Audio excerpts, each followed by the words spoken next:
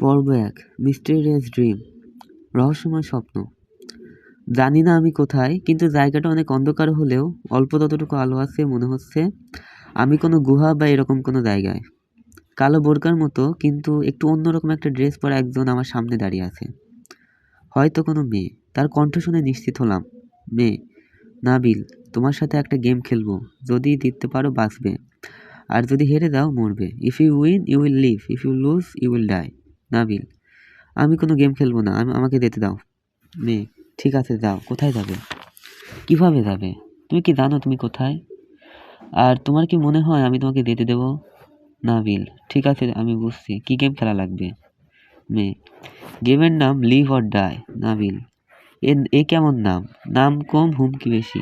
মেয়ে, চুপ। আমি একবারই বলবো, ভালো করে রুলসগুলো শোনো। রুলসগুলো মেনে চললে বাঁচবে। ফার্স্ট রুল, আমি যে টাস্ক দেব মানে কাজ দেব করতে হবে। সেকেন্ড রুল, প্রতিটি কাজের জন্য নির্দিষ্ট সময় আছে, সময় শেষ হওয়ার আগে শেষ করতে হবে। Third rule, if you win you will live, যদি যেত তবে বাঁচবে। তোমার প্রথম কাজ, 3 দিন মিথ্যা বলবে না। দ্বিতীয় কাজ, 3 দিন গীবত বা পরনিন্দা করবে না। তৃতীয় কাজ, 3 দিন অযথা সময় নষ্ট করবে না। এক্ষেত্রে স্বাভাবিক কাজগুলো সময় নষ্টের কারণ হবে না, কিন্তু অলসভাবে কাটানো সময়কে সময় নষ্ট করা বলে ধরা হবে।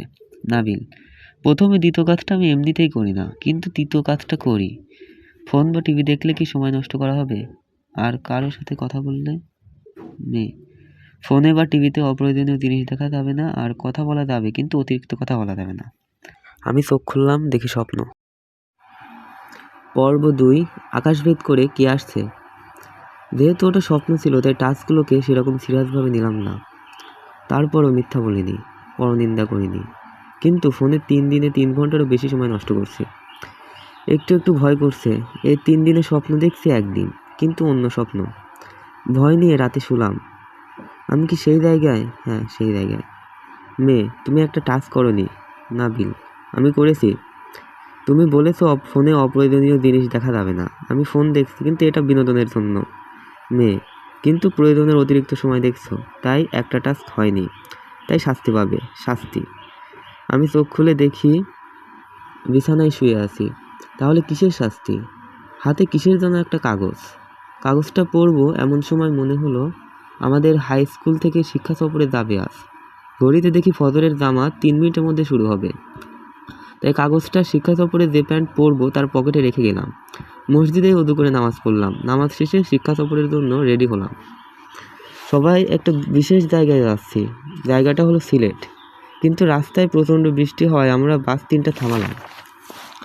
একটু পর বৃষ্টি থেমে গেল। তারপর আমরা সিলেটে পৌঁছালাম। ভোরে 6টার দিকে রওনা দিই।